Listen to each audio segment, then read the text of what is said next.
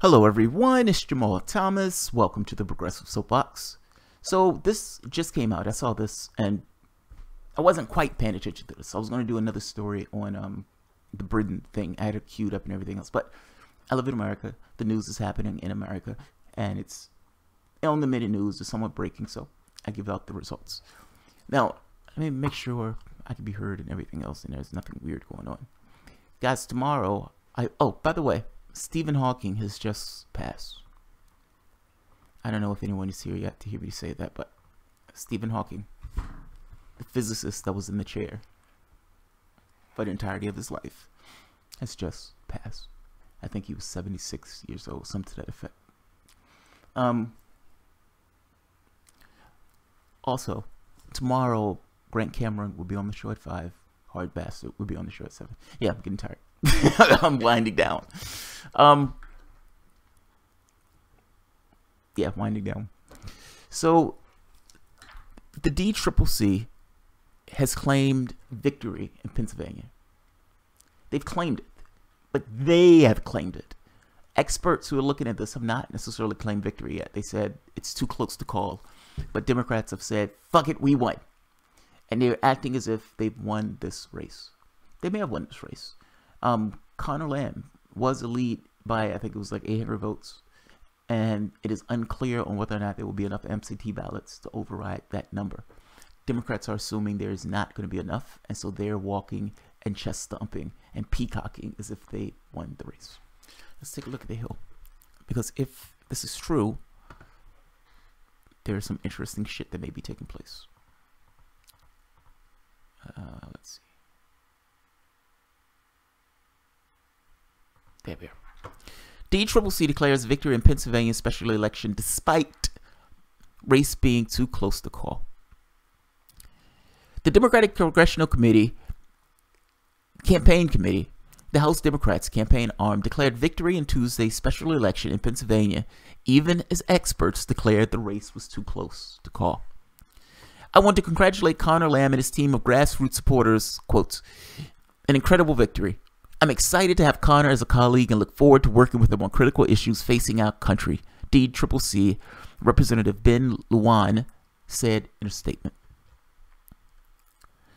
Democrat Conor Lamb held an 847-vote lead over Republican Rick Saccone, and nearly all votes counted late Tuesday night in the special election for Pennsylvania 18th Congressional District. More absentee votes from the GOP-leaning areas have not yet been counted, but it is unclear whether those absentee ballots will cut the gap. The Associated Press deemed the race too close to call shortly before 11:30 p.m.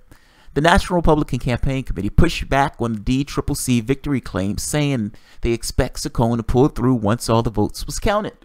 That may be true, they may not be true. DCCC is jumping the shark, but they may be right. We don't particularly know.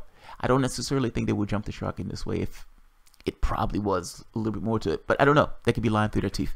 Fact is, Republicans are right. It's possible that they make up the gap, but the Republicans don't know that either. This race, as it stands, is too close to call. Democrats can go fuck themselves. Republicans go fuck themselves. The race is too close to call. Let's keep going. Republicans are hoping to stave off Democratic upset in the Western Pennsylvania district that President Trump won by nearly 20 points. And here's the context. Here's the context. The special election was necessitated after longtime Representative Tim Murphy, Republican, who was strongly anti-abortion, resigned in October amid allegations he asked a woman he was having an affair with to get an abortion.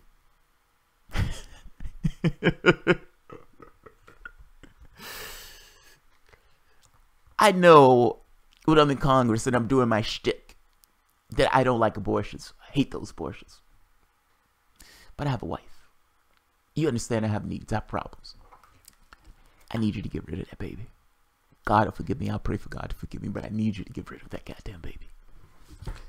He left. He resigned. And a Democrat is taking his seat. Potentially. Lujan on Tuesday touted the race as an indicator that Democrats will compete with Republicans in midterm races across the country. These results should terrify Republicans, he said. There are more than 100 districts more favorable for Democrats than this one, and we look forward to competing hard in each and every one of them. Trump won this district by 20 points. And the Republican very well may lose it. Even if he pulls a hat out of his ass and he wins this race, somehow he pulls back. Donald Trump won this by nearly 20 points. If he pulls it out, it will be by the skin of his teeth. And right now, as we speak, he is losing, meaning the Republican is losing this. Explain to me. Explain to me. How do you lose 20 points in that period of time? And beyond that, explain to me, what does that mean for later in the year?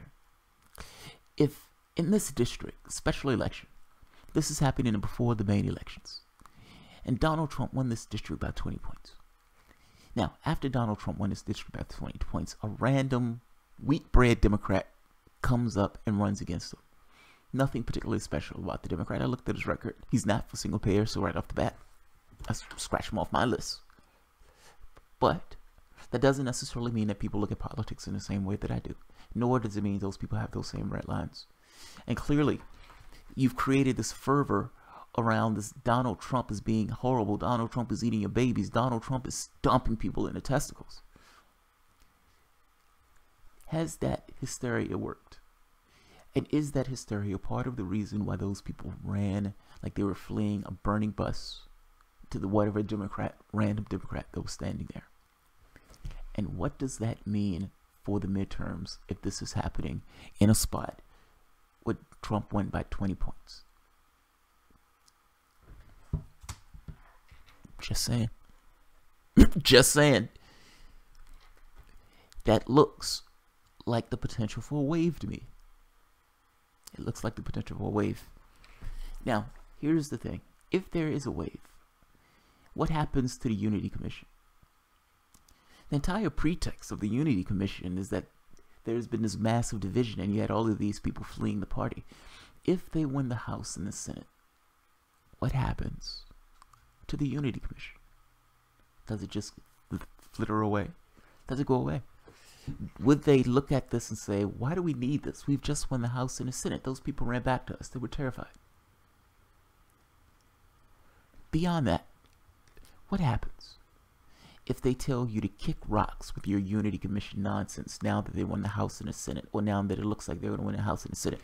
What does Sanders and Nina Turner and the Young Turks and Nomika Khan, what do all of these people do in this scenario? They've tried to get people to stay with the Democratic Party, to enter the Democratic Party, to register for the Democratic Party. What happens if the Democratic Party tell you to kick rocks? We're in the House now, we're in the Senate, we have a damn good chance for the president because people hate the president that's in there right now. A ham sandwich can beat the guy. Kick rocks. We're not giving you squat. These people are terrified, and these people are going to run back to us because these people are terrified. We're going to win the House. We're going to win the Senate. There's going to be a blue wave, and status quo is going to be back in effect. What does Sanders? What does Turner? What does the Young Turks? What do all of these people do when their attempts to board the ship gets rebuffed and they're told to kick rocks? I am so curious about that. Like, beyond anything else, that is the thing I am fantastically curious about. I want to know if there's a line. That's fundamentally, that's what I'm asking. Is there a point where they say, I'm done? And if there is no point where they say, I'm done, then they are just Democratic hypocrites. It doesn't matter what takes place. They would assiduously work with the Democratic Party regardless of what the Democratic Party does. How could I trust somebody if there's no line in the way that they interact with their affairs? That is my question. I'm fundamentally curious about that question. I would love to get Nina Turner on this show to answer that very specific question. Nobody has ever answered that question, by the way. Nobody has ever answered. What I'm trying to get at is there a no? Is there a point where you say, I'm done? Is there a no? Is there a no lurking somewhere in your consciousness? I want to know. I absolutely want to know. Yeah, guys, I'm not going to keep this one long. I just wanted to give you guys a heads up of what was taking place The DCCC has declared victory. The Associated Press has said it's still too close to call. Republicans have called BS on the Democrats, saying that they've called for victory. Currently, it is still too close to call. DCCC jumped the gun, but the DCCC may be right. They may have access to something we don't have access to. So they're calling it a win. Understand what I'm saying? Trying to parse this. The DCCC is calling it a win. The Associated Press has not. The Republican Party has contested the DCCC, calling it a win. Those are the events as they stand right now. One party claims victory, the other party calls BS, and the independent body who's looking at both says we don't know. Stay tuned. Alright guys, if you enjoy the content, feel free to share, like, and subscribe, and of course, you can always support through Patreon. Thank you everyone.